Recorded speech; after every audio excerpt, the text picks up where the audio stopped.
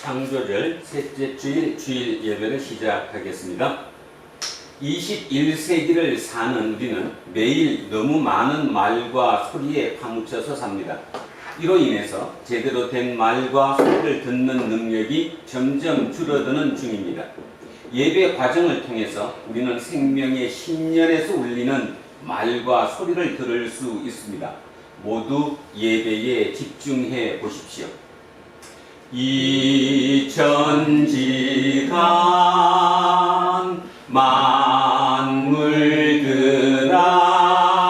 만물들아 복 주시는 주 여호와 전능성부 성자 성령 찬송하고 찬송하세. 아멘. 배타적 권능으로 세상을 무에서 창조하시고 신비한 방식으로 지금도 통치하시는 하나님, 목마른 사슴처럼 하나님을 찾는 믿음의 형제와 자매들이 온라인으로 예배드리기 위해서 마음을 모아 정직한 기도와 찬양을 바칩니다. 어린아이의 심정으로 하나님의 말씀에 귀를 기울이겠습니다. 우리가 사는 이 세상 모든 곳에 하나님의 창조 영광이 가득합니다. 사람을 구분하지 않고 똑같이 바람과 비와 햇살과 대지와 충력을 주시듯이 하나님은 우리 모두에게 지극한 사랑을 베풀어 주셨습니다. 고대 이스라엘 백성들에게 광야에서 만나를 내려 주셨듯이 하나님은 오늘 우리에게도 각양의 방식으로 일용할 양식을 내려 주셨습니다. 성부 성령과 더불어 우리의 예배를 받으시기에 합당하시며 세상 마지막 때에 생명을 심판할 주님으로 우리에게 다시 오실 예수 그리스도의 이름으로 기도합니다. 아멘. 자비가 끝없으신 하나님, 지난 한 주간에도 우리가 행한 불의가 산더미와 같습니다. 자신을 끊임없이 합리화하고 가족과 이웃을 알게 모르게 대상화할 때가 많았습니다. 공연한 피해의식이나 분노나 불안감에 휩싸이기도 했습니다. 주님, 우리를 불쌍히 여겨주십시오. 우리는 일상에서 너무 많은 말을 쏟아내는 방식으로 살았습니다. 살리는 말보다는 파괴하는 말도 적지 않았습니다. 하나님을 온전하게 신뢰하지 못하는 우리의 실체가 인생살이에서 확인될 뿐입니다. 주님, 우리를 불쌍히 여겨주십시오. 우리의 삶이 곧 끝나며 완전히 새롭게 변화된다는 사실을 알고 있지만 실제로는 모르는 듯이 살고 있습니다. 주님이 원하시는 평화와 안식에서 너무 멀리 떨어져서 살고 있습니다. 우리를 불쌍히 여겨주십시오. 예수 그리스도의 이름으로 기도합니다. 아멘. 찬송가 516장 찬송하겠습니다. 516장입니다. 옳은 길 따르라 의의 길을 세계 만민의 참된 길 이 길 따라서 살기를 온 세계에 전하세. 만 백성이 나갈 길 어두운 밤 지나고 동튼다. 환한 빛 보아라 저기 주 예수의 나라 이 땅에 곧 오겠네 오겠네. 주 예수 따르라 승리의 주 세계 만민이 나갈 길과 진리요 참 생명 내 창검을 부수고 다 따르라 화평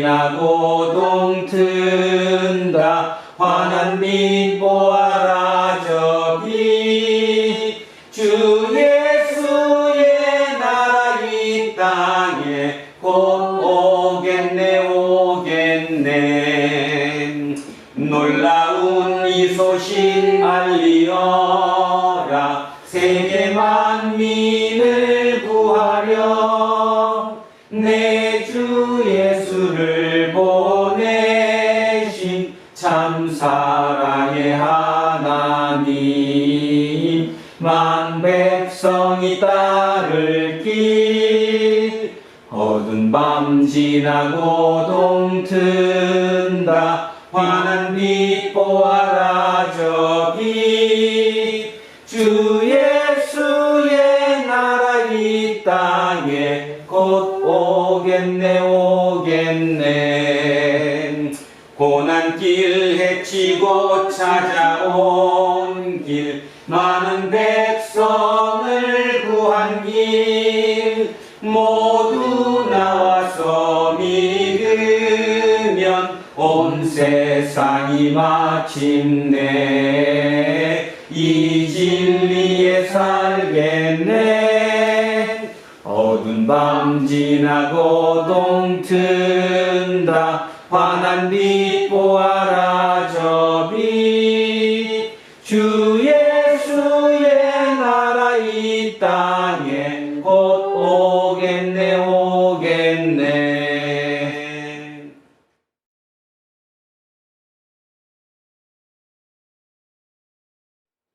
기도하겠습니다.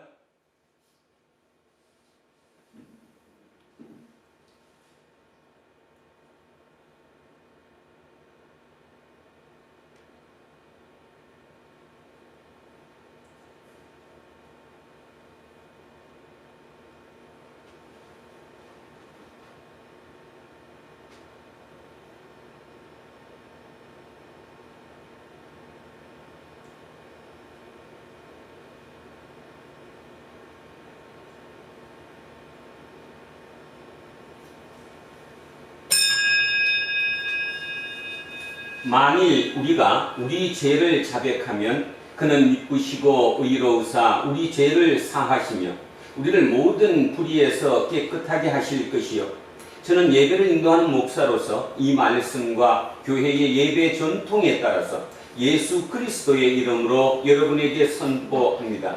지금 여러분이 참회의 기도로 아랜 모든 것들은 용서받았습니다. 기뻐하시고 이웃의 잘못도 기꺼이 용서하십시오. 아멘. 기도하겠습니다. 구약의 예언자들과 신약의 사도들을 통해서 하나님의 말씀이 선포되고 기록되게 이끄신 하나님, 그 말씀이 다시 읽히고 선포되는 지금 우리의 영혼을 집중하여 그 말씀에 귀를 기울이려고 합니다. 거룩한 영을 우리 모두에게 가득히 채워 주십시오. 우리의 생명이신 예수 그리스도의 이름으로 기도합니다. 아멘. 자, 첫째 말씀 갑니다. 잠언으로 가겠습니다. 구약성서 946조입니다. 구약성서 946조 잠언 31장 10절에서 31절까지 말씀입니다. 구약성서 946조 잠언 31장 10절에서 31절까지입니다. 자, 준비되셨으면 다같이 한 목소리로 합독하시겠습니다. 누가 현숙한 여인을 찾아 얻겠느냐? 그의 값은 진주보다 더하니라. 그런 자의 남편의 마음은 그를 믿나니 산업이 핍절하지 아니하겠으며 그런 자는 살아있는 동안에 그의 남편에게 선을 행하고 악을 행하지 아니하느니라. 그는 양털과 상을 구하여 부지런히 손으로 일하며 상인의 배와 같아서 먼 데서 양식을 가져오며 밤이 새기 전에 일어나서 자기 집안 사람들에게 음식을 나누어 주며 여종들에게 일을 정하여 맡기며 밭을 살펴보고 사며 자기 손으로 번 것을 가지고 포도원을 일구며 힘있게 허리를 묶으며 자기의 팔을 강하게 하며 자기의 장사가 잘 되는 줄을 깨닫고 밤에 등불을 끄지 아니하며 손으로 손뭉치를 들고 손가락으로 가락을 잡으며 그는 곤고한 자에게 손을 펴며 궁핍한 자를 위하여 손을 내밀며 자기 집 사람들은 다 홍색 옷을 입었으므로 눈이 와도 그는 자기 집 사람들을 위하여 염려하지 아니하며 그는 자기를 위하여 아름다운 이불을 지으며 세마포와 자색 옷을 입으며 그의 남편은 그 땅의 장로들과 함께 성문에 앉으며 사람들의 인정을 받으며 그는 배로 옷을 지어 팔며 띠를 만들어 상인들에게 맡기며 능력과 존귀로 옷을 삼고 후일을 웃으며 입을 열어 지혜를 베풀며 그의 혀로 인애의 법을 말하며 자기의 집안일을 보살피고 게을리 얻은 양식을 먹지 아니하나니 그의 자식들은 일어나 감사하며 그의 남편은 칭찬하기를 덕행 있는 여자가 많으나 그대는 모든 여자보다 뛰어나다 하느니라. 고운 것도 거짓되고 아름다운 것도 헛되나 오직 여호와를 경외하는 여자는 칭찬을 받을 것이라. 그 손의 열매가 그에게로 돌아갈 것이요 그 행한 일로 말미암아 성문에서 칭찬을 받으리라. 아멘. 자, 성시교독 10편 1편으로 하겠습니다. 구약성서 805쪽입니다. 805쪽 10편 1편 말씀입니다.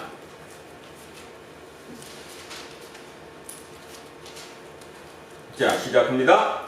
복 있는 사람은 악인들의 꾀를 따르지 아니하며 죄인들의 길에 서지 아니하며 오만한 자들의 자리에 앉지 아니하고 오직 여호와의 율법을 즐거워하여 그의 율법을 주야로 묵상하는도다. 그는 시냇가에 심은 나무가 철을 따라 열매를 맺으며 그 잎사귀가 마르지 아니함 같으니 그가 하는 모든 일이 다 형통하리로다. 악인들은 그렇지 아니하며 오직 바람에 나는 겨와 같도다. 그러므로 악인들은 심판을 견디지 못하며 죄인들이 의인들의 모임에 들지 못하리로다. 무릇 의인들의 길은 여호와께서 인정하시나 악인들의 길은 망하리로다. 아멘. 자, 둘째 말씀 야고보서로 갑니다. 신약성서 374쪽입니다. 신약성서 374쪽 야고보서 3장 13절에서 4장 3절까지 말씀입니다. 374쪽 야고보서 3장 13절에서 4장 3절까지 말씀. 자, 시작하겠습니다. 너희 중에 지혜와 총명이 있는 자가 누구냐? 그는 선행으로 말미암아 지혜의 온유함으로 그 행함을 보일지니라. 그러나 너희 마음속에 독한 시기와 다툼이 있으면 자랑하지 말라. 진리를 거슬러 거짓말하지 말라. 이러한 지혜는 위로부터 내려온 것이 아니요 땅 위의 것이요 정욕의 것이요 귀신의 것이니 시기와 다툼이 있는 곳에는 혼란과 모든 악한 일이 있습니다.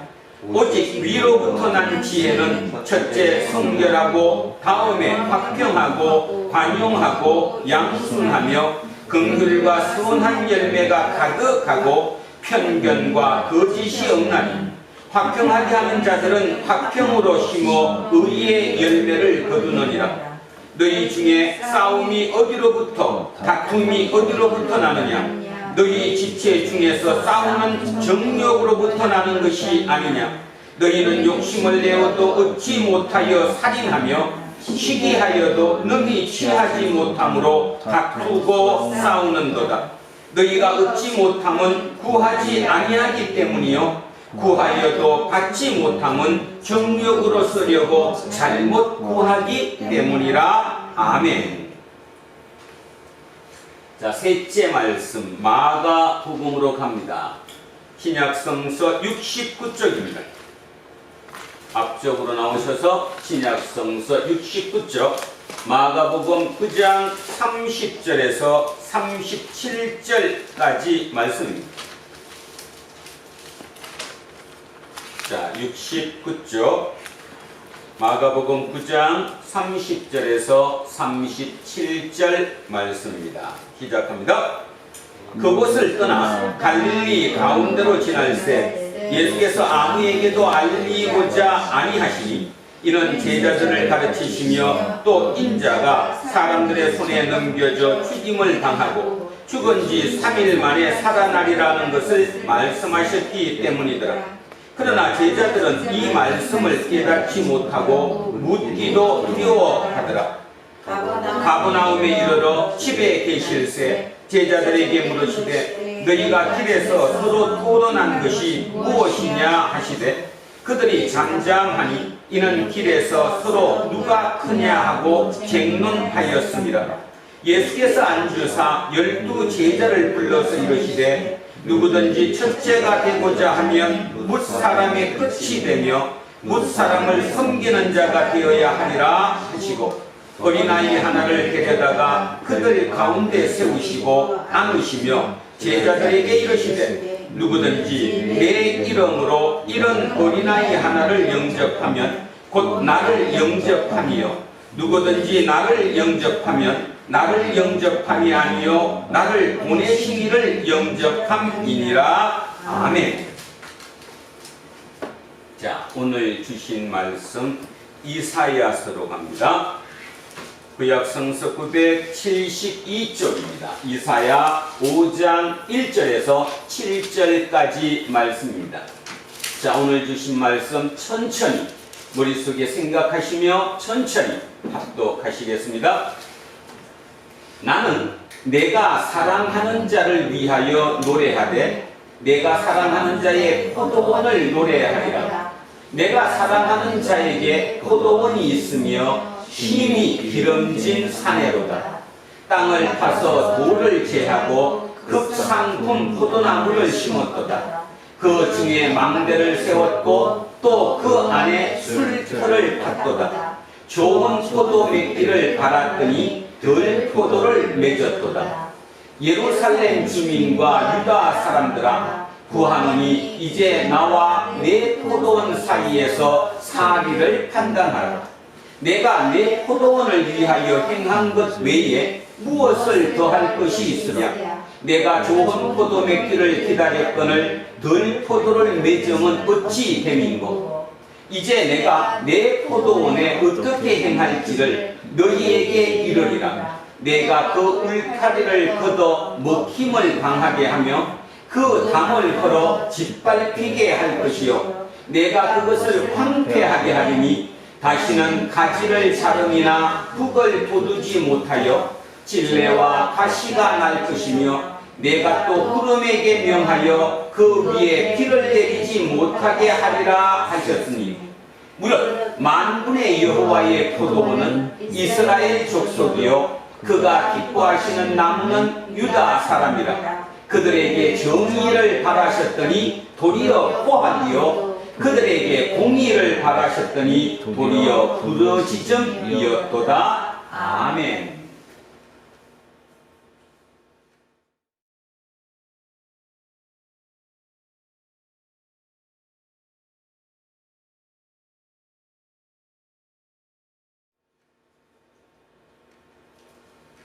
자, 오늘은 하나님의 기대와 절망 그리고 커리큘럼이라는 제목으로 하나님의 말씀의 은혜를 나누고자 합니다. 일단 이 커리큘럼이라는 용어에 대해서 잠시 먼저 한 다음에 이어가겠습니다. 앞에 말은 이해하시니까 하나님이 기대하셨는데 기대에 상반되는 결과가 맺어져서 절망하셨다는 뜻이고 그 다음에 커리큘럼이라고 썼습니다. 커리큘럼. 여러분 말 눈이 어느 쪽에 있는지 아십니까? 말이 이렇게 얼굴이 이렇게 길쭉하게 이렇게 돼 있잖아요. 사람은 지금 가운데 이렇게 눈이 둘에 이렇게 있으니까 이렇게 보잖아요. 그죠? 대신에 사람은 여기까지밖에 못 보잖아요. 뒤로는 못 보잖아요, 지금. 그러니까 요 정도, 한 180도 되나요? 180도 정도는 이렇게 시야로 보일 수 있는 것 같아요. 말은 옆쪽에 있습니다, 눈이. 옆쪽에 있다가 보니까 말은 360도를 다 본대요.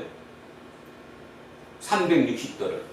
그러니까 우리가 보는 시야랑 완전히 틀리죠. 근데 그 360도가 선명하게 보이는 게 아니라 우리가 모자이크 처리하는 거 아시죠? 근데 보면 모자이크 처리 좀 하잖아요. 그죠? 그런 형태로 보인다는 거예요. 360도가 다.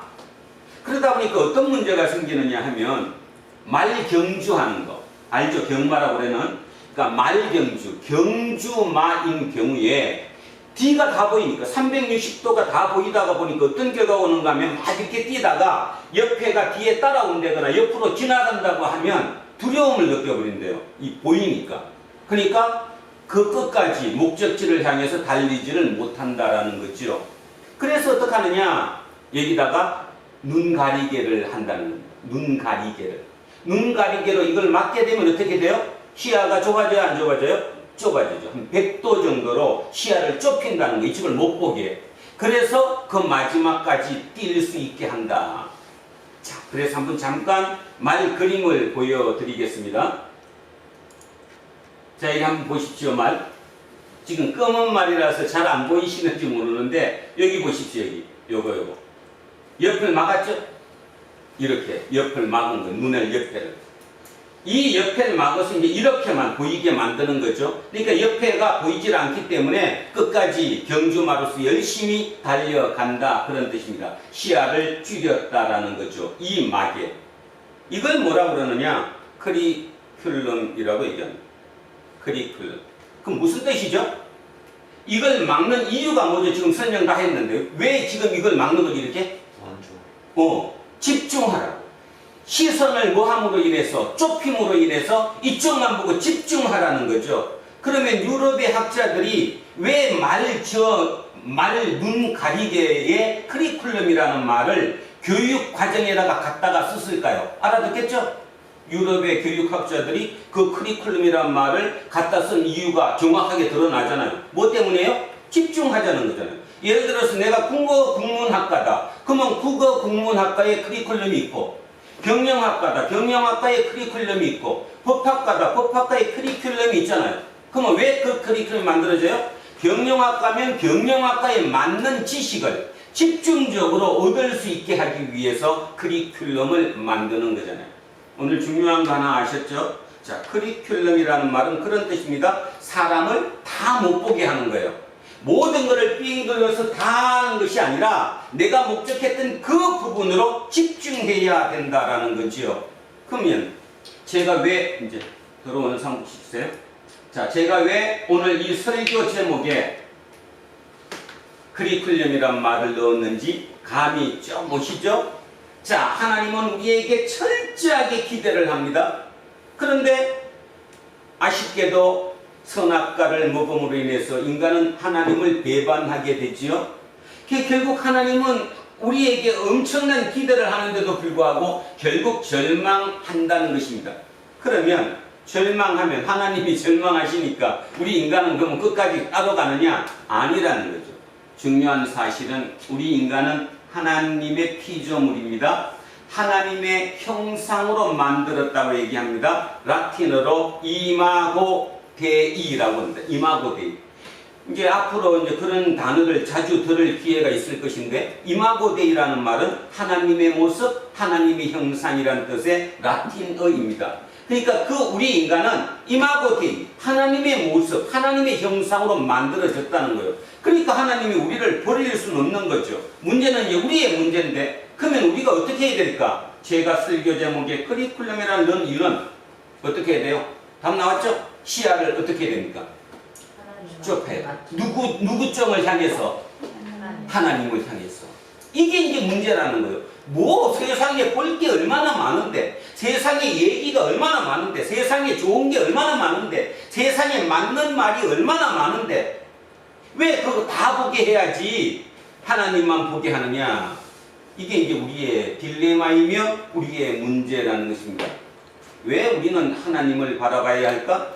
아까 말이 경주를 위해서 말 눈 가리게 크리큘럼을 쓰고 그쪽을 향해 달려가듯이 우리가 왜 시야를 좁혀서 집중해야 되느냐 하나님께 이유는 딱 하나입니다.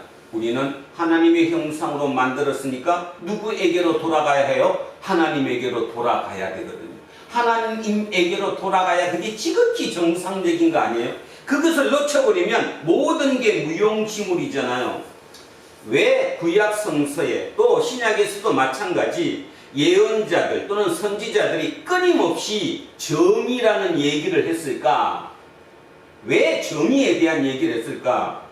여러분, 정의라는 것이, 사회 정의라는 게 정치적인 영역입니까? 종교의 영역입니까? 원래 따지면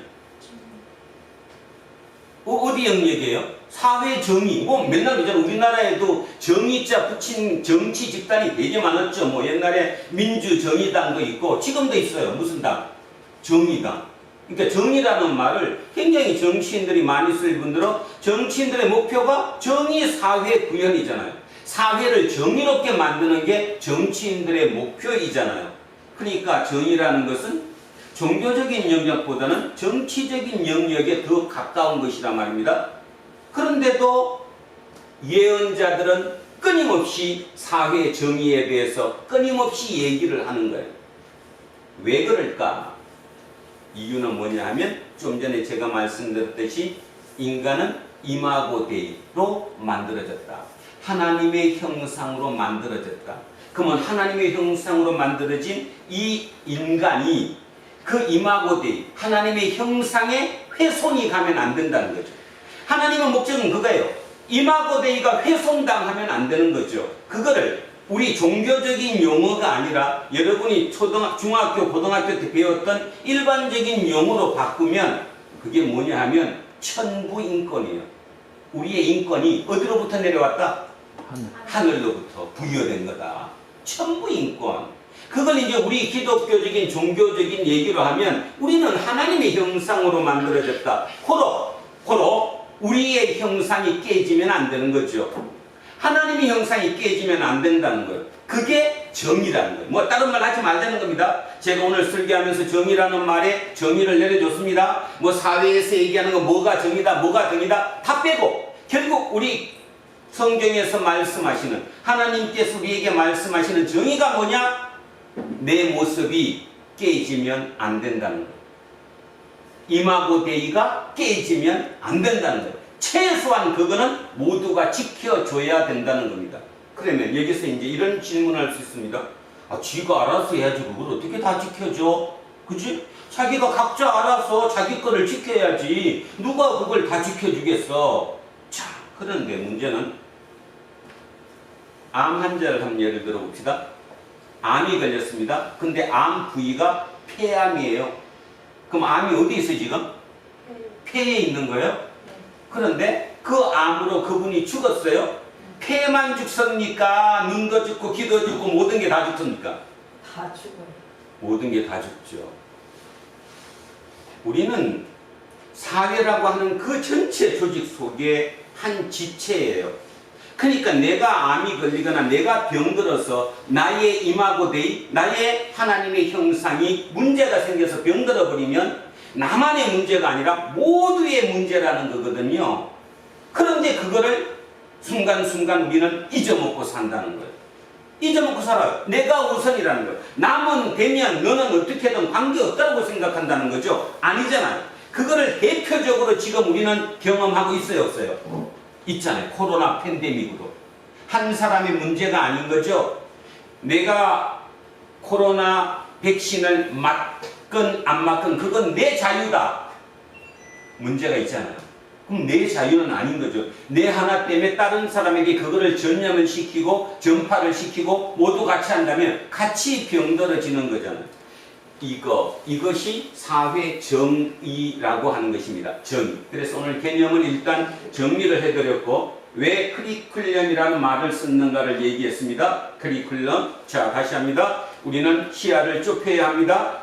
시야를 좁혀서 한 군데로 집중해야 합니다. 시선을 집중하면 그 목표를 향해서 달려갑니다. 자, 그게 하나님께 돌아설 수 있는 다시 얘기하면 하나님의 기대에 부응할 수 있는 가장 옳은 길이다, 이런 뜻입니다. 그래서 제가 오늘 설교 제목을 하나님의 기대와 절망 그리고 커리큘럼이라는 말로 잡았다, 그 말입니다.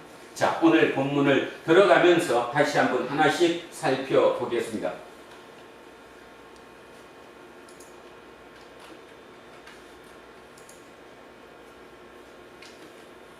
자, 오늘의 1절이 이렇게 얘기를 합니다.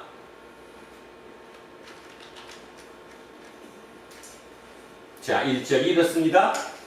나는 내가 사랑하는 자를 위하여 노래하되 내가 사랑하는 자의 포도원을 노래하리라.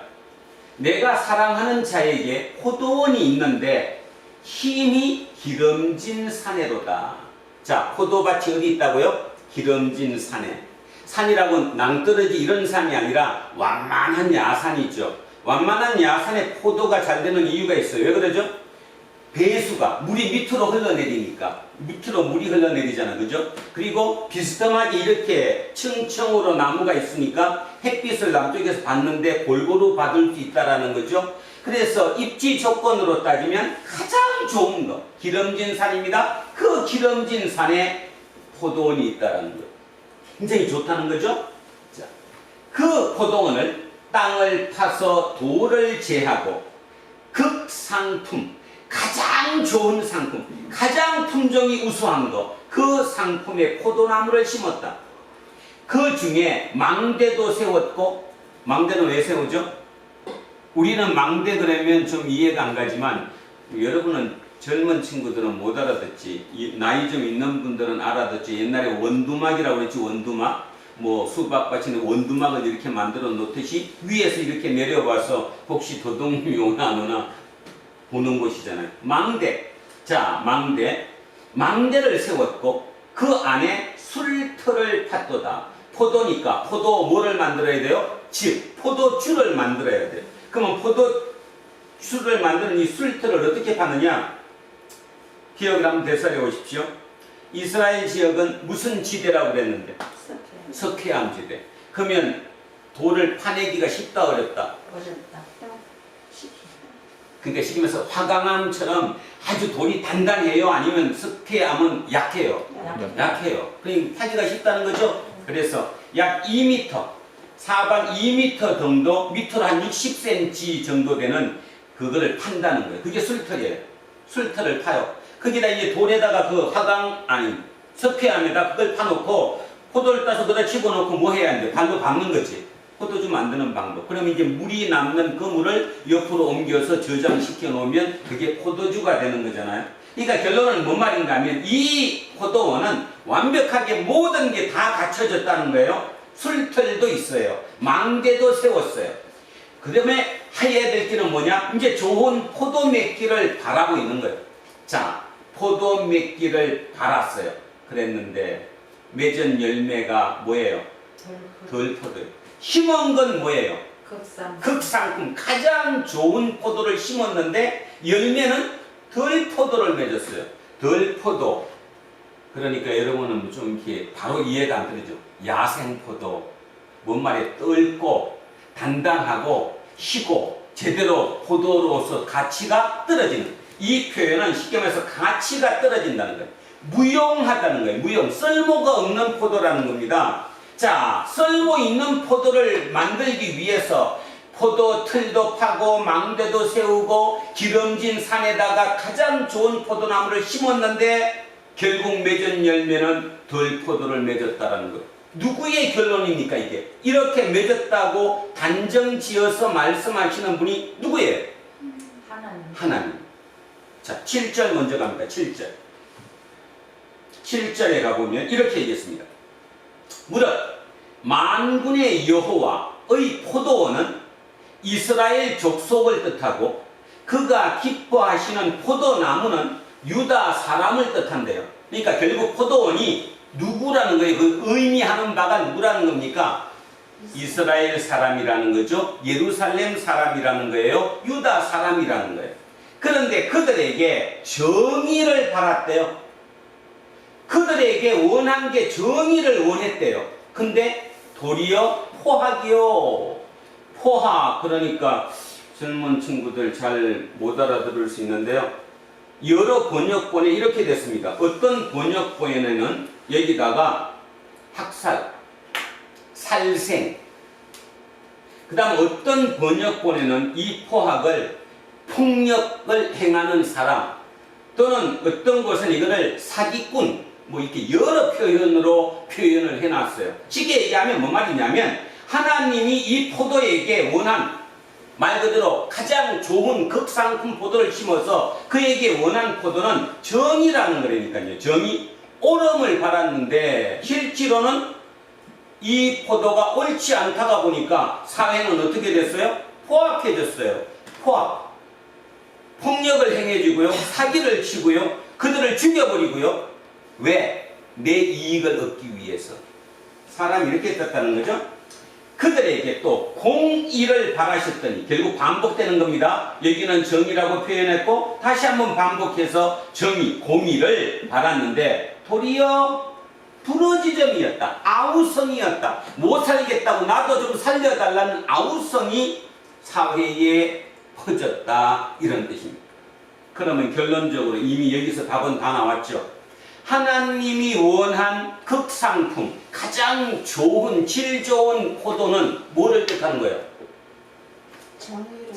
정의로 원하는 거죠. 정의와 공의. 그러니까 이걸 그냥 우리식으로 한마디로 표현하면 사회 정의를 의미하는 거예요. 사회 정의를 원한 거예요. 하나님께서는 사회 정의를. 그런데 결론은 어떻게 돼요? 무슨 포도가 맺어졌어요? 덜포도. 덜포도가 맺어졌어요. 야생포도가 맺어졌어요. 무용한 포도가 맺어졌어요. 그 포도가 뭐예요? 포악했기 때문이에요. 사기쳤기 때문이에요. 죽였기 때문이에요. 살생했기 때문이에요. 폭력을 행했기 때문이에요. 그 다음에 또 하나, 아우성이에요. 부러지는 거예요. 살려달라는 부러지점으로 드러났다는 거죠. 이게 뭐고? 덜포도고 정의와 공의가 좋은 포도라는 겁니다. 그럼 여기서 이제 우리는 첫 번째 이런 질문을 해야 합니다. 2700년 전 이사야가 살던 그 시대의 사람들이 진짜 여기서 얘기하는 것처럼 모든 사람들이 포악하고, 그죠? 그래서 실제로 밑에 사람들이 모든 사람이 아우성치고 부려짓고 살려달라고 했을까? 아니면 그들 중에 그래도 대다수의 사람들은 기분 좋게 그 열매를 맺어서 삶을, 그러니까 이 지구별의 삶을 영위하며 살았을까? 어느 것 같아요? 그래도 이해가 좀 안 갈 것 같으면 2021년 지금 대한민국을 한번 생각해 보십시오. 대한민국 5천만 조금 넘습니다. 자, 그냥 5천만이라 잡고 5천만 인구 중에 대다수의 사람들은 좀 뭐 힘들다는 소리는 해도 그냥 잘 살아요, 안 살아요? 잘 살아요. 그치? 네. 잘 살아요, 안 살아요? 잘 살아요. 거기서 지금 진짜 죽겠다고, 나 죽어 지금 아니면 하는 사람들은 이제 진짜 자영업자라고 얘기하거나 하청민이라 얘기하는 그들은 숫자로 따져도 한 1000만 명 많이 잡으면, 그죠? 그러면 하나님 입장에서 지금 2021년 대한민국을 보시면서 뭐라고 얘기하실까요? 이 포도가 지금 열매가 좋은 극상품의 포도라고 얘기하실까요? 아니면 지금 너네 포도는 덜 포도라고 얘기할까요? 뭐라고 하실 것 같아요? 덜 포도. 하나님은 2021년 대한민국을 보시고 너네들은 질 좋은 상품이 아니야, 너네들은 덜 포도야, 무용한 것들이야, 이렇게 얘기하실 거라는 거예요. 그거를 이해를 잘 하셔야 돼요. 그러면 이제 하나가 정리됐습니다. 왜 그렇게 됐죠? 왜? 지금 다 살만한데, 그래도 물론 힘들다고 아우성 치는 사람도 있지만 그럼에도 불구하고 지금 최악의 상태로 뭐 진짜 길거리 다 나앉아서 나 죽겠다고 하는 사람은 그 없어요. 대한민국이 그냥 뭐 그런 대로 잘 살아요. 물론 빈부격차가 심하기는 하지만 그럼에도 불구하고 뭐 그렇게 완벽하게 지금 다 굶어 죽거나 전쟁에 의해서, 그지? 아프가니스탄처럼 뭐 그런 상황은 전혀 아니에요. 그런데도 왜 하나님은 대한민국을 보고 돌포도라고 말씀하실까? 왜 그럴까? 세상의 시스템 때문에 그렇습니다. 지금 우리는 후기 자본주의라고 얘기해요. 그러면 자본주의가 먼저 생겼을 때가 산업혁명이 일어나서 18세기, 19세기 들어온 거죠. 영국이 산업혁명으로 성공을 시켜가지고 잘 살게 됐어요. 기계화가 되면서 어떻게 됐을까요? 영국이 빈부격차가 엄청나게 세졌어요. 빈부격차가 심해지니까 나타난 게 누구죠? 가장 대표적인 여러분들은 많이 우리도 책도 같이 읽었잖아요. 누구였어? 칼 막스. 칼 막스는 어떤 식으로 생각한 거죠? 이 빈부격차를 줄일 수 있는 방법이 누구를 도와줘야 된다? 노동자 계급을 도와주면 이게 살만한 나라가 될 거다라고 생각한 거잖아요. 이론적으로 그 당시는 그 얘기가 맞았겠죠. 맞았어요. 다시 얘기하면 사람들은 지금도 얘기합니다. 아마 한 50대, 60대 가까이 되는 사람들은 기독교나 공산주의나 같다라고 생각합니다. 많은 사람이 그런 분들이 있습니다. 왜 그런 생각을 갖냐 하면 칼 마르크스가 말 그대로 자본론에서 또 그 공산주의라는 그거에서 해보자 했던 얘기가 바로 불평등을 없애고 평등한 사회, 서로 살만한 사회, 정의가 흐르는 그 사회, 그 사회를 만들기를 원했기 때문이지요. 그래서 그는 그 책을 써냈습니다. 자, 그 책을 레닌이 갖다가 자기 나라에서 혁명을 성공시켰어요. 그런데 지금 어떻습니까? 지금 2021년 지금 기준으로 공산주의라고 얘기하는 칼 마르크스의 이론은 성공했어요? 실패했어요? 실패했어요. 다시 얘기하면 전기 자본주의를 정의를 흐르는 사회를 만들기 위한 그 이론은 실패하고 말았다는 거예요. 자, 왜 그럴까? 다 빨리 찾아보세요. 왜 그럴 것 같아요? 왜 그게 실패했을까? 결국 답은 뭐냐 하면 인간은 정의롭지 않다는 거예요. 인간 자체가 정의롭지 않다는 거예요. 결론은 뭔 말이냐 하면 인간 자체가 정의로운 사람들이 아니다. 호로 인간 자체가 정의롭지 않기 때문에 아주 큰 어떤 힘에 의해서 또는 어떤 사건에 의해서 인간의 생각이 변하기 이전까지는 이게 다시 정의로운 사회가 되기는 참으로 어렵다. 그럼에도 불구하고 제가 목사로서 여러분들에게 말씀드리고 싶은 얘기는 뭐냐면 그럼에도 불구하고 성경은 처음부터 끝까지 예언자들을 통해서 선지자들을 통해서 사도들을 통해서 뭔 얘기를 했냐면 정의에 대한 얘기를 했다는 거예요. 정의에 대한 얘기. 자, 그러면 여기서 이제 좀 기분이 되게 나쁘겠지만 한 말씀을 드리고 넘어가겠습니다. 사람을 공격하는 건 아니고 의도해서 하는 얘기도 아님을 양해해 주셨으면 좋겠습니다. 지난주에 조영기 목사님이 돌아가셨습니다. 그래도 한국 개신교라고 얘기하는 이 개신교 중에서는 최고의 어른이었고 가장 많은 신도를 거느리고 있었던 어찌 보면 세계적인 목사님이셨는데도 불구하고 한국의 언론들은 그렇게 설명하지 않았습니다. 몇 군데 설명해서 그냥 돌아가셨다. 아, 그분은 세계 최대의 교회를 만들었다. 뭐 삼박자 축복이 어떻다. 저는 목사로서 참 가슴이 많이 아팠습니다. 김수환 추기경 때 절대로 그러지 않았습니다. 법정 스님 때도 그러지 않았고요. 자, 똑같은 종교를 갖고 따져서 종교의 최고 어른에 해당하시는 또 가장 그런 분들이 영향력을 미쳤던 분들이 돌아가셨는데 개신교는 좀 속된 표현으로 쪽팔릴 정도로 너무 미미했다라는 거지요. 여기서 이제 우리는 제가 그래서 미리 말씀드렸습니다. 우리를 돌아보자고 뭐였을까? 뭐였을까 도대체 그게?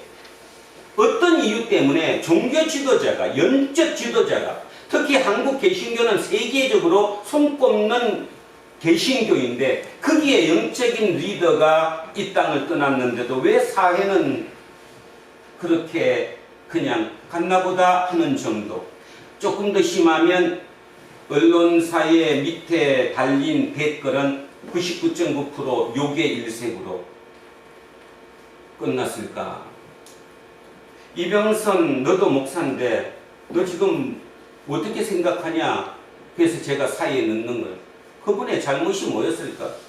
그분 시대에는 그게 맞았겠죠. 그러나 시간이 흐르면서 그게 더욱더 중첩되다 보니까, 중첩됐다는 말이 뭐예요? 새로운 생각으로 새로운 걸 열어야 되는데 하나가 성공하고 두 개가 성공하고 세 개가 성공하고 나니까 자기가 전부인 것처럼 되어버렸다는 거죠. 조영희 목사님은 어쨌든 영적으로는 대단히 뛰어났던 분인 것은 틀림없었던 것 같습니다. 그리고 초기에도 그랬었고, 근데 그분이 얘기했던, 주장했던 그 신학 이론이 삼박자 이론입니다. 영혼이 구원받으면 뭐도 육체적으로도 구원받으니까 몸이 건강해야 되고, 그 다음에 물질적으로도 구원받아야 되니까 잘 먹고 잘 살아야 된다. 그래서 그걸 보고 삼박자 축복이라고 합니다. 그 삼박자 축복이 한국의 70년대, 80년대 대한민국의 교회를 흔들어 버렸습니다. 아주 흔들어 버렸어요. 그냥. 그러니까 거기 가면 뭐 해요? 안수 받으면 막 몸이 낫고요. 건강해지고요. 물질적인 축복을 받고요. 이런 식으로 되다가 보니까 한국 교회가 모든 사람들이 글로 쏠려 버렸죠. 오전 예배는 장로교에서 예배 드리고 오후 예배는 여의도에 가서 순복음교에서 예배 드리는 그런 현상이 대한민국에서 벌어졌습니다. 제가 오늘 우리를 돌아보기 위해서 하는 겁니다. 지금 현재 대한민국에 제가 보건데 그 많은 대다수의 교회들은 이름으로는 장로교회고 조직적으로는 장로가 있는 장로교회이지만 실제 내실을 들여다보면 전부 다 오순절 계통의 순복음교회나 마찬가지로 성령을 강조하고 축복을 강조하고 건강을 강조하는 이런 식으로 변했다라는 거예요. 그러면 우리는 여기서 이제 우리를 돌아봅니다. 왜 그랬을까? 왜 마지막 돌아가셨을 때 그런 평가를 받고 떠날 수밖에 없었을까? 답이 나오잖아요. 그분은 정의가 아니었다는 거죠. 사회 정의를 위해서 한 것이 아니라 내 개인 잘 먹고 잘 사는 것, 이 개인의 육적인 복에 모든 걸 걸었기 때문에 사람들이 열광할 수밖에 없었고, 그 열광이 30년, 40년, 50년 지나고 나니까 뻔한 결과가 되어버렸다라는 거예요. 그렇다면 오늘 저는 여러분에게 이런 말씀을 드리고 싶습니다. 여러분, 여기에 마지막 다시 보면 하나님께서는 우리에게 정의를 바라셨는데 도리어 포악해졌대요. 공의를 바랐는데 울부짖게 아우성치게 만들었대요. 이거의 극치가 어디입니까? 이거의 극치가 바로 그들이 누구를 죽인 거예요? 예수를 십자가에 달려 죽게 만드는 게 포악의 극치이지요. 극치입니다. 그래서 다시 얘기하면 정의가 이길 수가 없다는 거예요. 정의가 절대로 이길 수가 없어요. 왜? 인간 자체가 정의롭지 못하니까. 그런데 예수님은 거기에 그대로 순응하면서 죽으심으로 인해서 역설적이게도 일어났어요. 뭐가 살아난 거예요? 역설적이게도 예수님의 십자가 죽음으로 말미암아 어떻게 된 겁니까? 우리 같은 이렇게 진짜 열매를 맺지 못하는 이 덜포도가 하나님과 이제 뭐가 됐어요? 다시 엮어지게 된 거죠. 결론으로 이렇게 생각하고 싶습니다. 왜 우리는 정의롭지 못할까? 이유는 하나님께로부터 너무 떨어졌기 때문에 정의롭지 못한 거예요. 아까 시작할 때 얘기했어요. 우리는 뭐라고요? 이마고데이. 하나님의 형상으로 만들었기 때문에 우리는 하나님과 당연히 가까이 이렇게 붙어 있어야 되는데, 이 붙어 있는 이게 하나님과 너무 멀리 떨어져 있다 보니까, 멀리 떨어져 있다가 보니까 어떻게 됐어? 우리가 정의롭지 못하게 된 거죠. 의롭지 못하게 됐어요. 우리 속에 있는 정의가 하나도 없이 다 사라져 버렸다, 그런 뜻입니다. 그런데 예수님께서 십자가에 돌아가심으로 인해서 이게 이렇게 주님과 뭐 됐어요? 하나로 합쳐진 거죠. 자, 여기서 이제 잠시 좀 우리 묵상해야 될 게 있을 것 같습니다.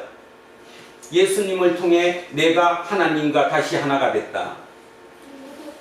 옛날에 그 남자들은 되게 이제 공장 다녔거든요. 우리 세대만 해도 공고를 나오게 되면, 그죠? 여자는 상고를 나왔지만 남자들은 공고를 나와서 이제 그 공장에 일하러 갔잖아요. 그러다 보면 사고가 참 많이 났어요. 그죠? 그래서 손가락이 잘린다거나 손가락이 잘리면 어떻게 해야 돼요? 그냥 버려야 돼요? 봉합수술 해야 돼요? 봉합. 봉합수술하죠. 그래서 잽싸게 그 잘려진 손가락을 갖다가 붙이는 봉합수술을 합니다.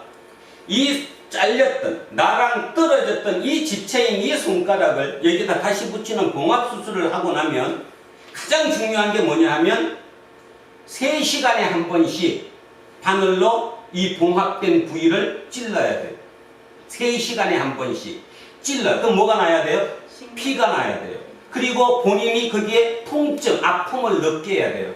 그게 3시간에 한 번씩. 하루 24시간. 그 다음에 3주 동안 해야 됩니다. 왜 그러냐 하면 봉합된 부위를 그냥 놔두면 여기에 만약에 뭐라 그러지? 우리 딱지 입혀진다고 그러잖아. 뭐가 이렇게 하면 딱지 있는 거. 만약에 봉합된 부위가 딱지가 묻으면 그 겉에 살은 다 썩어버린대요. 신경이 안 통하기 때문에. 그래서 신경이 통하게 하기 위해서 끊임없이 그 봉합 부위를 3시간마다 한 번씩 바늘로 찌른다는 겁니다. 그래서 피를 내고 그 다음에 본인이 통증을 느껴서 그거를 3시간에 한 번씩 하루 24시간 동안 그 다음에 3주간을 해야 이게 봉합이 된다는 거예요. 그거를 보면서 제가 이 생각했습니다. 우리가 예수를 믿는다. 우리는 스스로 의롭지가 못하다. 그거는 누가 증명했냐 하면 칼 마르크스의 그 공산주의 이론이 자본론이 증명했다. 인간은 정의롭지 못하다. 그런데도 불구하고 예수 그리스도가 대신 죽으심으로 인해서 우리와 하나님이 다시 하나로 봉합이 됐다. 그렇다면 답이 나왔죠. 봉합이 되는 게 쉬운 일일까요? 어려운 일일까요? 엄청난 어려운 일이죠. 진짜 내 마음속에 예수가 들어왔다. 내가 진짜 예수쟁이가 되고 싶다. 그러면 이 부위가 좀 전에 얘기했던 봉합수술 되듯이 엄청난 내 통증이 있어야 되는 거예요. 그리고 하나님은 통증이 있게 나를 찌르실 거라는 거죠. 그래야 내 신경이 살아나니까. 신경이 하나가 되니까. 그런데 아까 얘기했던 조영기 목사님이나 현세적인 복을 원하는 그런 분들은 그 생각을 안 한다는 거예요. 예수를 믿기만 하면 모든 게 다 좋아진다. 그죠? 고통이 없어지는 거예요. 통증이 없어지는 거예요. 그런데 아니잖아요. 예수를 믿는다고 통증이 있어야 되는 거죠. 진짜 하나님과 내가 하나가 되기 위해서 봉합수술이 돼서 다시 원상태로 돌아오는 것처럼 나는 그 고통이 내 시간이 필요하다는 것입니다. 그런데 요즘 우리 젊은 친구들에게든 누구에게든 그 고통의 시간을 없애주는 게 가장 좋은 것이라고 착각하는 바람에 하나가 되지 못하는 거예요. 하나가 되지 못하는 거예요. 그럼에도 불구하고 저는 오늘 이런 얘기를 합니다. 정의 결국은 될까 안 될까? 정의로운 사회가 결국은 될 거다. 단지 이제 시간적인 문제로 매일 모레 이렇게 되는 건 아니겠지만 어차피 인간은 마지막에 가서 하나님과 하나가 될 때 어차피 정의로운 세상은 오게 될 거다. 그럼에도 불구하고 오늘 이 순간에도 우리는 정의를 위해서 신경 써야 된다. 만약에 내가 진짜 예수쟁이인데도 불구하고 사회정의 나랑 관계없어. 하나님을 내가 믿는 이유는 또 예수님이 나한테 복을 주셔가지고 내 하는 일 모든 게 잘 되고 건강 지켜주시고 우리 가족 지켜주시는 게 예수 믿는 거지. 이 사회가 서로 살만하고 그것이 뭐야? 그건 나중 문제 아니야? 만약에 이렇게 생각하신다면 여러분은 99.999% 예수쟁이가 아니라는 얘기죠. 예수쟁이가 됐다는 말은 내가 정의를 생각할 수 있는 사람이 됐다라는 거예요. 저는 며칠 전 그 뉴스 기사를 보면서 가슴이 조금 뭉클했습니다. 마포에 있는 맥주집 사장님 얘기 들어보셨죠? 시연 7 먹었다는 그 맥주집 사장님께서 결국 코로나로 인해서 너무 힘들다가 보니까 이제 결국 그 가게에서 사람이 죽은 상태로 발견되었다는 거죠. 근데 그분이 죽기 전에 뭐 했대요? 자기 살고 있는 원룸을 빼가지고 그 원룸 뺀 돈으로 직원들 월급 못 준 거 싹 정리하고 그 다음에 집세 다 정리하고 마지막을 정리하고 가셨다는 그 얘기. 여러분 어떻게 생각합니까? 죽었으니까 문제가 있긴 있겠지만 그래도 그분의 마음속에는 뭐가 있었어요? 오름이 있었잖아요. 오름이. 근데 만약에 똑같은 케이스에 어떤 분은 나부터 살아야 되니까 당신 받잖아. 내가 당신 월급 줄 수가 없어. 기다려. 나중에 내가 돈 벌면 줄게. 그런 사람이 훨씬 많지 않았겠어요? 그러면 다시 따집니다. 진짜 예수쟁이라면 뭐가 우선일까요? 기다려. 내가 돈 벌면 다시 줄 거야. 지금 없는데 어떻게? 이것이에요. 아니면 자기 진짜 원룸, 말 그대로 그거 빼갖고 갚아주는 게 원칙이에요. 어느 게 의냐는 거죠. 정의가 도대체 뭐냐라는 겁니다. 그래서 그런 걸 보면서 참 대단하다.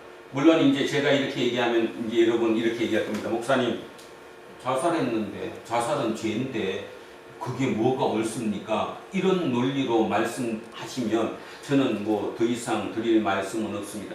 가장 중요한 거, 정의는 내 마음속에 오는 거예요.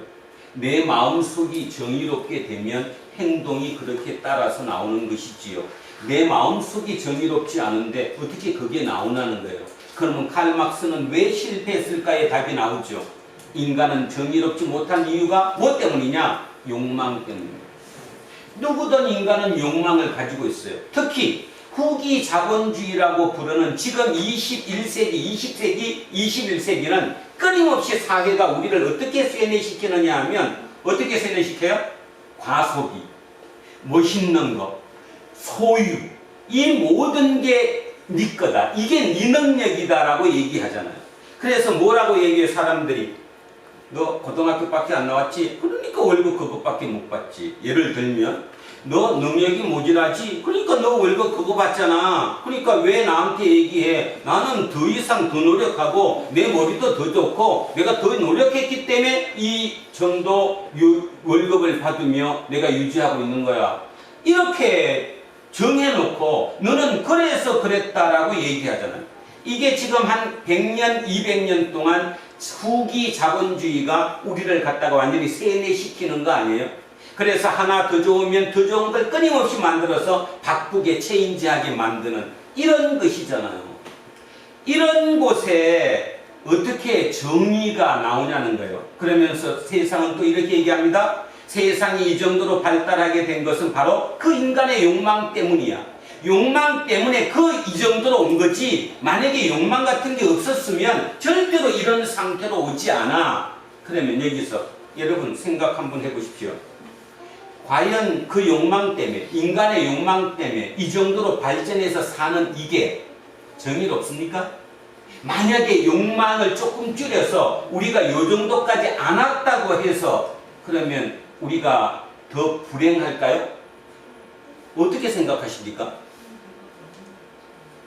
그래서 바로 그 점에서 저는 지난 일주일 동안 제 머릿속이 참으로 복잡하면서 또 한편으로는 새로운 시야를 얻었습니다.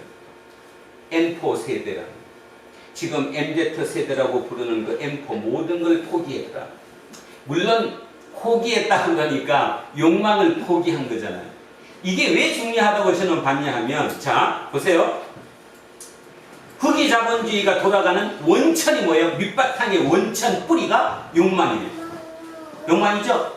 M4 세대는 욕망을 뭐 한 겁니까 지금? 욕망을 뭐 한 거예요? 포기한 거잖아요. 사람이 욕망을 포기하는 건 엄청나게 어려운 거예요. 그죠? 그래서 기성세대들은 그 욕망을 포기한 그들을 보고 혀를 찹니다. 어떻게? 너 어떻게 살래? 이렇게. 그죠? 근데 진짜 따지고 보면 후기 자본주의의 토대가 되는 그 밑에 텀이 벌어진 거예요. 쉽게 얘기하면 자본주의가 건드릴 수 없는 강적이 나타난 거라니까요. 그죠? 그들은 남 부러워 안 해요. 부자 부러워 안 한다니까. 그 다음에 자기가 가난한 거에 대해서 쪽팔려 하지도 않아. 그냥 살아. 그러면서 뭘 찾겠어? 인간이 뭐지? 삶이 뭐지? 이거에 눈뜨기 시작했다는 거예요. 물론 다는 아니지만 M4 포기를 함으로 인해서 그런 눈을 뜨게 됐다. 그 눈을 뜨는 순간 뭐는 이미 틈이 생겨버렸어요? 자본주의는, 욕망으로 구축된 그 자본주의는 밑에서 틈이 벌어진 거예요. 저는 그걸 봤습니다. 간혹가다 TV에 보면, TV에 이렇게 사람들 나와서 토론하는 그런 프로그램들 보면 요즘 젊은이 M4 세대 뭐 포기했다 못 포기했다 이거에 대해서 진짜 혀를 차면서 너무 걱정을 많이 해요. 우리 앞으로 어떻게 되지? 근데 저는 지난주에 역설적으로 생각해 보니까 야, 우리나라 진짜 기회가 있구나. 우리나라야말로 진짜 다시 한번 정의로 출발할 수 있는, 하나님의 뜻에 가장 부합할 수 있는 새로운 나라를 만들어낼 수 있겠구나 하는 것을 느꼈다는 거예요. 그거에 희망되고 본보기 되는 곳이 어디냐? 북유럽이죠.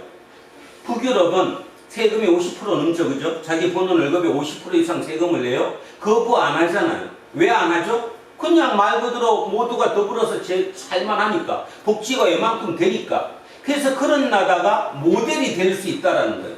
그런데 한국에서 어떤 정치인이 그 길을 모델로 삼아서 하면 난리가 나죠. 왜 난리가 날까요? 기득권을 버리지 못하니까.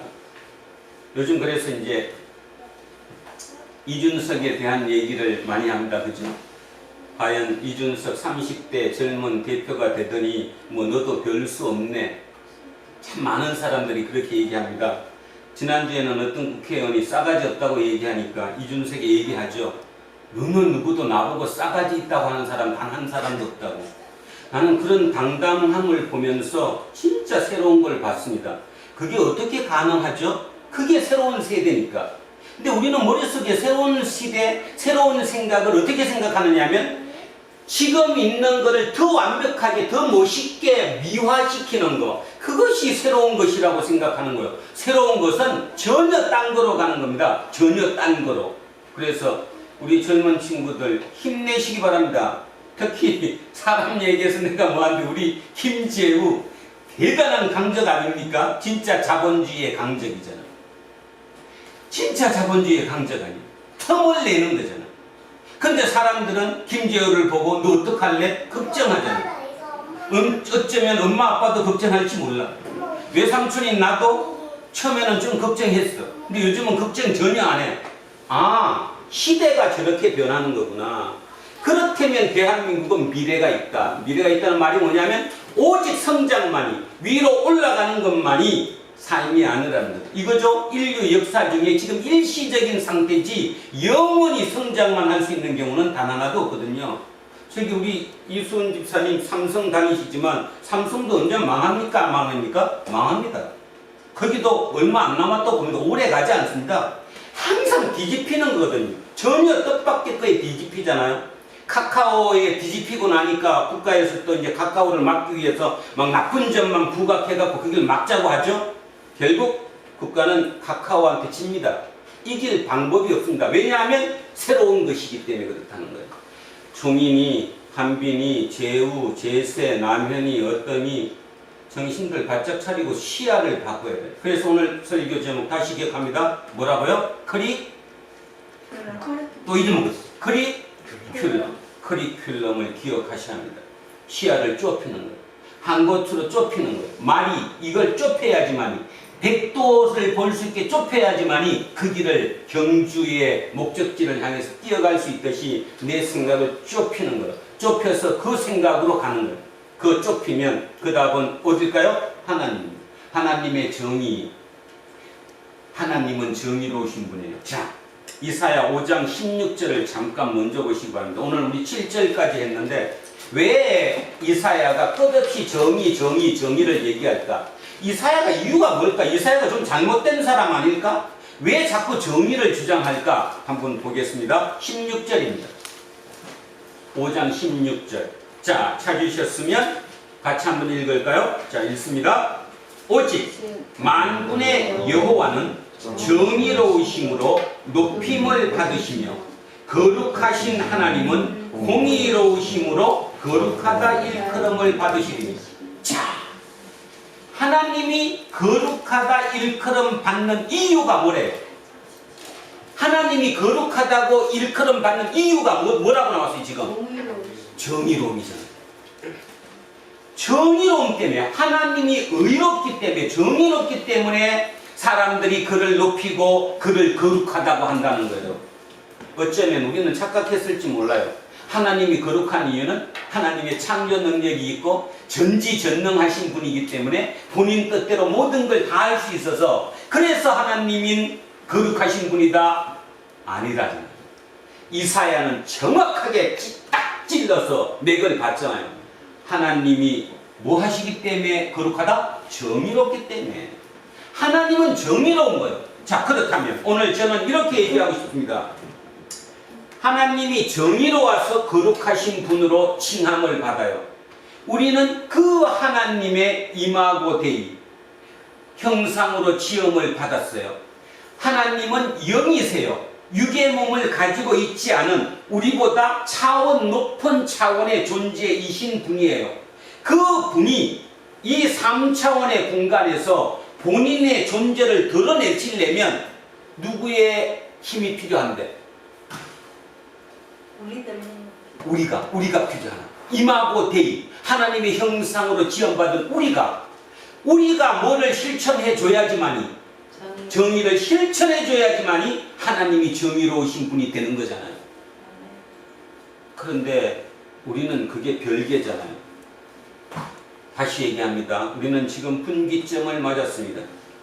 지난 약 80년, 100년 동안 전 세계의 개신교, 기독교인들은 대한민국을 유심히 봤습니다. 100년 만에 저렇게 부흥하는 나라가 있을까? 저기에 분명히 하나님의 역사가 있어.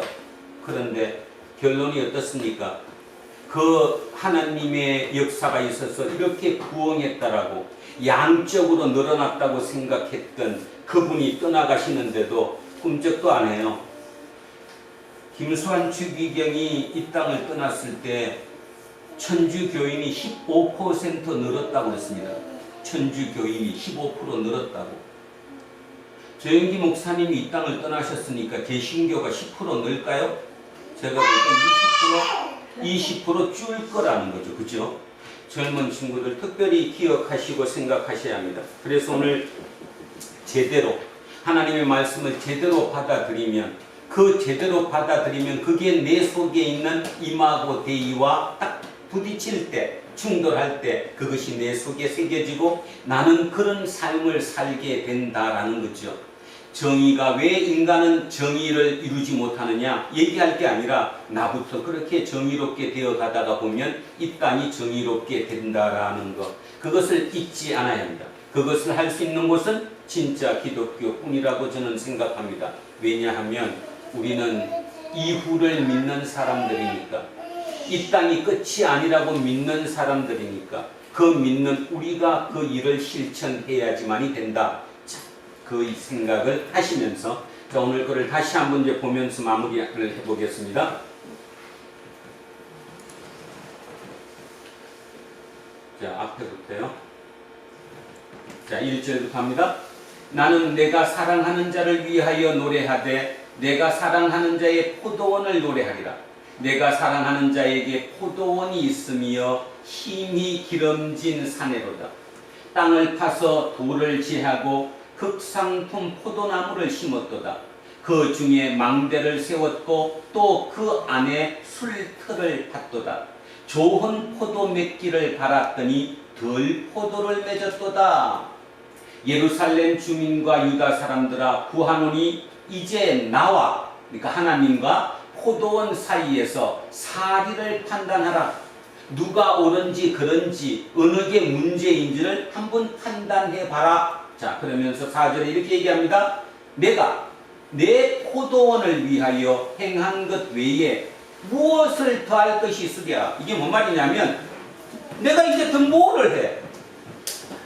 다 했다는 거예요. 다 했다. 특히 부모 자식 간에 그 얘기 많이 하잖아요. 자식이 부모의 뜻대로 안 가면, 그죠? 그래서 이제 부모한테 대들면 부모가 그러잖아. 내가 뭐를 더 해줘? 다 해줬잖아. 내가 다 해줬는데 뭐를 더 해주냐? 하나님도 지금 그 얘기를 하시는 거예요. 내가 내 포도를 위해서 행한 것 외에 뭐를 더 할까? 내가 더 할 게 뭐가 있어? 다 해줬다는 거예요. 그래서 내가 좋은 포도 맺기를 기다렸거늘 덜 포도를 맺음이 어찌 됨인고? 어떻게 나는 진짜 좋은 포도 맺을 모든 조건을 다 만들어줬는데 어떻게 덜 포도를 맺고 말았느냐, 이 얘기를 하고 계시잖아요. 자, 이거에 대한 얘기는 좀 전에 했습니다. 왜 덜 포도를 맺을 수밖에 없느냐? 인간은 정의롭지 않기 때문에 그렇다. 칼막스가 1차 자본주의, 전기 자본주의에서 그 빈부격차를 보면서 했던 그 시도가 실패로 끝난 것이 그 증거이다. 자, 그 얘기했습니다. 자, 5절 갑니다. 이제 내가 내 포도원에 어떻게 행할지를 너희에게 이르리라.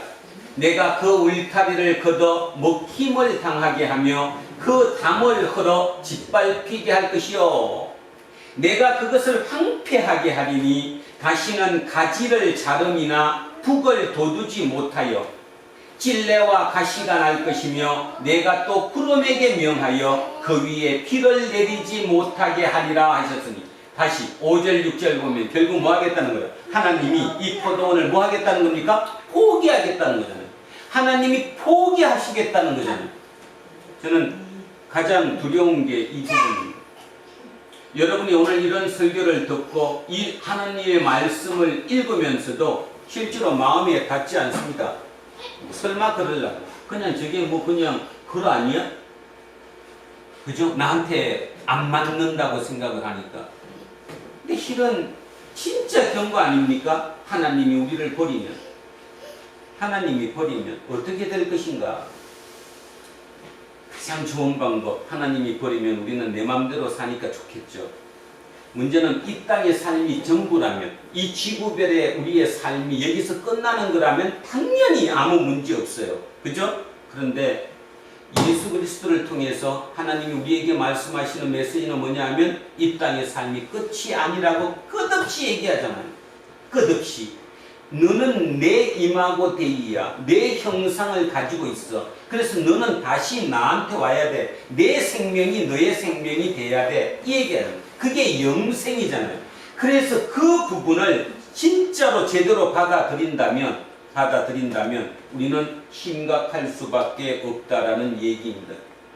요즘 몇몇 학자들 또 의사들 중에 이렇게 쓴 분이 계시더라고요. 나중에 한번 사보세요. 저는 못 사봤는데, 이충걸이라는 분인데 서울대 내과 교수였대요. 근데 그분이 지금 은퇴하시고 난 뒤에 어디에 이렇게 시선이 꽂혔냐 하면 죽음 이후에 시선이 꽂혀서 그분이 공부도 하고 또 어떤 체험도 하고 이렇게 하는데, 그분의 얘기는 뭐냐, 이 땅에 삶이 끝이 아니기 때문에 아직 우리는 2차전이 남았다라는 거. 2차전. 한 번 더 후반기에 새로운 패자 부활전이 남아있다. 그 얘기를 들으면서 저는 속으로 그 생각했습니다. 과연 패자 부활전으로만 된다면 얼마나 좋을까. 패자 부활전이 아니라 심판의 그 한 번으로 모든 게 갈라진다면 어찌 될 것인가, 그 생각도 했어요. 자, 여기 지금 5절 6절이 그 얘기를 하고 있습니다. 이사야의 입술을 통해서 하나님이 나 너희들 포기할 거야 이렇게 얘기하고 있다는 거죠. 항상 우리는 여기에 어떤 두려움을 가지고 있어야 합니다. 자, 7절 가겠습니다. 무릇 만군의 여호와의 포도원은 이스라엘 족속이요 그가 기뻐하시는 나무는 유다 사람이라. 그들에게 정의를 바라셨더니 도리어 포악이요 그들에게 공의를 바라셨더니 도리어 부르짖음이었도다.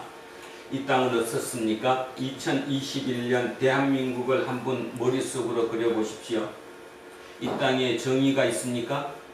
하면 아마 많은 사람들이 글쎄요, 정의로울까요? 정의로운 나라는 아니지요? 이렇게 대답할 공산이 클 겁니다. 물론 그 중에 소수의 몇 사람들은 이렇게 얘기할 겁니다. 나는 진짜 예수쟁이로서 정의롭게 살아. 이렇게 얘기하실 분이 계실지도 모르겠습니다. 그런데요, 여러분은 지금 어떤 예수쟁이인지를 한번 마음속으로 생각해 보시기 바랍니다. 자, 예수쟁이는 정의가 내가 정의로움이 뛰어난 예수쟁이인가 아닌가를 살펴보기 위해서는 이 생각을 한번 해보십시오. 하나님이 거룩하시니까 우리도 거룩해야 돼. 그래서 거룩함에 방점을 찍고 진짜 거룩하게 도덕적으로 윤리적으로 똑바로 살라고 하는 이게 높은 사람이 있어요. 그러면서 믿음은 약해요. 뭐 믿음이 중요해. 그냥 예수쟁이는 이렇게 남들보다 조금 더 도덕적으로 윤리적으로 거룩하게 구별되게 살면 되는 거지. 이런 부류가 대한민국에 하나 있고요. 이번에는 거꾸로가 있습니다. 믿음은 굉장히 뛰어납니다. 입술에 믿음만 달고합니다. 오직 믿음. 그런데 전혀 삶은 거룩하지 않습니다. 두 부류. 그래서 저는 지금 우리 교인들도 마찬가지고 저도 마찬가지고 그 와중에 그 선 중에 어디쯤 와 있을 거라고 생각합니다. 다시 정리하면 거룩하냐 믿음이냐. 믿음도 뛰어나고 거룩도 뛰어나야 되는데 이게 진짜 정의로운 건데 이런 케이스는 참으로 희박하다. 믿음은 뛰어난데 거룩하지 않다. 삶은 말 그대로 개판 5분 전이다. 장로님이신데 믿음이 얼마나 뛰어난지 모르는데 새벽기도 한 번도 안 빠지는데 진짜 말끝마다 믿음 예수 하는데 실제로 삶의 모습을 보면 구별되는 삶은 전혀 아닌 그 부분. 이거는 뭘까요? 이거 예수쟁이일까요? 아니면 죄인일까요? 죄인입니다. 죄인. 거꾸로 이번에는 거꾸로 굉장히 거룩합니다. 나는 예수쟁이로서 진짜 똑바로 살고 싶고 윤리적으로도 도덕적으로 뛰어난 모습으로 삶의 모습을 살고 있다. 근데 반해서 믿음은 그 약합니다. 믿음이 중요한 게 아니라 그냥 이렇게 사는 게 옳은 거야. 믿음이라는 게 뭐죠? 내세가 있어. 우리는 영생이 있어. 우리는 하나님의 형상으로 만들어진 사람이야. 내가 이 땅에서 죽으면 하나님께 가는 거야. 이런 믿음이 떨어졌다는 거죠. 많죠? 특히 좀 젊었거나 지식인들 사이에는 이 생각들을 참 많이 가지고 있습니다. 이게 뭐죠? 이게 예수님을 이끄는 사람들 보고 뭐라고 불렀냐면 회칠한 무덤이라고 불렀습니다. 회칠한 무덤. 겉보기에는 진짜 거룩해 보이고 뭔가 대단한 것 같이 보이는데 진짜 믿음이 없는 것 많습니다. 다시 오늘 마지막 불안노 교회 공동체 모든 식구들은 거룩함도 뛰어나야 하고 믿음도 뛰어나야 합니다. 그 믿음이 이 내세가 있다는 거, 하나님이 내 아버지라는 거, 하나님의 생명이 영생이라는 거, 나는 거기에 접붙여야 된다는 이거에 대한 생각이 확실해지기만 하면 여러분의 삶은 완벽히 새로운 삶으로 접어들 것이고, 그랬을 때 이 사회는 정의로워질 뿐만 아니라 바로 그 정의롭게 만드는 그 사람의 한 사람의 영향력 때문에 이 세상은 좋은 세상으로 바뀔 것입니다. 대통령 선거라서 요즘 사람들에 대한 평가가 상당히 많습니다. 여러분 그거 보시면서 뭔 생각하십니까? 진짜 저기에 도덕성까지, 저기에 진짜 정의감까지 덧붙였다면 참 좋은 사람들이 상당히 많죠. 근데 어떤 사람은 정의감은 조금 뛰어난데 반해서 가만히 보면 추진력은 0. 추진력이 0이라는 말은 믿음이 약하다는 뜻과 그 일맥상통한다는 것이죠. 그런 거 보면서 여러분은 새로운 자세로, 새로운 마음으로 이사야 선지자를 통해서 하나님께서 우리에게 주시는 그 메시지를 마음속에 깊이 새기며 새로운 삶을 또 새로운 변화를 일으키는 중심의 역할을 할 수 있기를 주의 이름으로 축원드립니다. 아멘. 기도하겠습니다. 살아계신 아버지 하나님 감사합니다. 이사야를 통해서 하나님은 오늘 우리에게 말씀하십니다. 내가 너에게 더 이상 뭐를 해줘도 돼. 내가 해줄 거 다 해줬잖아. 내가 완벽하게 준비했잖아. 그래서 나는 지금 너에 대해서 기다리고 있는 중이야. 그 기다리고 있는 중인데 너 나 실망시키지 않았으면 좋겠어. 그 메시지를 던지시는 건 아니신지요? 2700년 전 이스라엘 사회는 결국 그 메시지를 던지지 못하고 하나님의 그 기다림에 부응하지 못하고 하나님을 절망시키는 덜 포도의 열매를 맺고 말았습니다. 그것이 2700년 동안 인류 역사에 계속 이어져 오고 있는 것 같습니다. 물론 순간순간마다 새로운 시도와 변화는 있었지만 항상 그 수준에 머물러 있는 것 같지요. 이제 우리는 새로운 시대를 맞이하여 새로운 삶으로, 새로운 예수쟁이로 거듭나야 할 시기가 왔습니다. 사회 정의가 곧 내 일이라는 걸 잊지 않게 하옵소서. 위암으로 죽어도 모든 생명이 같이 죽는 것처럼 나는 괜찮으니 너가 아픈 거, 너가 모자라는 거, 너가 불편한 거, 너가 불행한 거는 네 탓이야, 나랑은 관계없어, 이런 생각에서 벗어나서 하나의 지체로 같이 살아갈 수 있는 진정한 정의를 실현하는 예수쟁이, 하나님의 형상 이마고데이를 갖추고 있는 그와 함께하는 우리임을 잊지 않는 우리 공동체 모든 식구들 되게 하옵소서. 감사드리며 거룩하신 우리 주 예수 그리스도 이름으로 기도합니다. 아멘. 자, 찬송가 448장 찬양하겠습니다. 주님 가신 길을 따라 좁은 길로 가오리다. 가기 좋은 넓은 길로 많은 사람 갈지라도 멸망으로 가는 길을 나는 가지 아니하고 주님 가신 영생의 길 좁은 길로 가오리다. 주님 가신 뒤를 따라 순종하며 가오리다. 많은 사람 믿음 없이 넓은 길로 갈지라도 멸망으로 가는 길은 나는 가지 아니하고 주님 가신 생명의 길 좁은 길로 가오리다. 주님 가신 진실한 길 의의 길로 가오리다.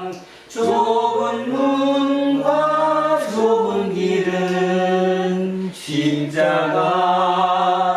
길이오나 영생 영광 바라보며 천국 가는 길이오니 죽기까지 주님 가신 길을 따라 가오리다.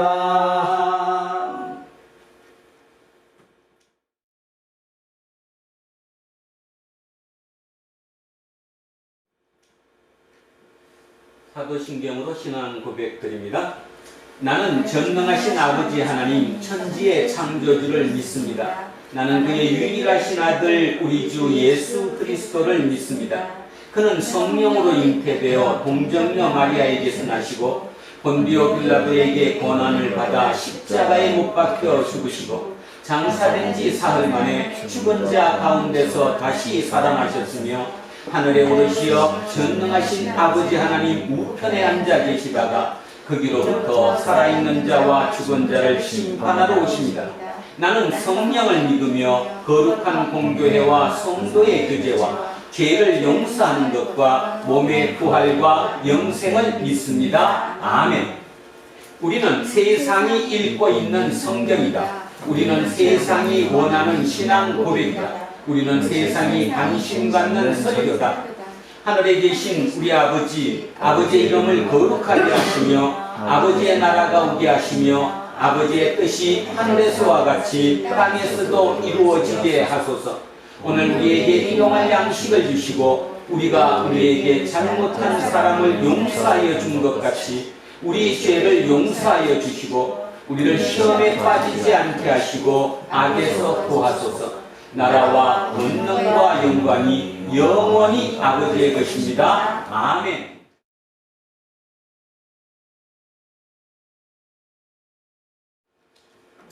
오늘 주신 말씀에 새 힘 얻어서 세상으로 나가서 살아갈 때에 나 혼자 힘으로 늘 부족하오니 주여 나를 도우사 승리하게 하소서. 아멘. 이제 창조절 셋째 주일 공동 예배가 끝났습니다. 각자의 일상으로 돌아가십시오. 그 일상에서 어떤 일을 당하거나 어떤 사람을 만나든지 평화와 안식을 잃지 말고 특히 악을 악으로 갚지 않도록 최선을 다하십시오. 이번 주간에는 추석 명절이 기다리고 있습니다. 코로나19 대재난으로 인해서 힘든 일이 많겠지만 우리에게 복된 추석 명절이 되기를 바랍니다. 이제는 우리 주 예수 그리스도의 은혜와 하나님 아버지의 영원하신 사랑과 성령님께서 우리와 함께 하시고 우리를 인도하시니 오늘도 진정 주님께서 말씀하신 것처럼 우리가 커리큘럼을 달고 그 속에서 우리의 모든 시선을 집중하여 하나님을 향한 그 길에 최선을 다하는 우리 모두가 될 수 있기를, 그리고 우리의 가정과 우리의 자녀와 우리의 일터와 우리의 사업체 위에도 항상 함께 하시기를 예수 그리스도의 이름으로 축원하옵나이다. 아멘.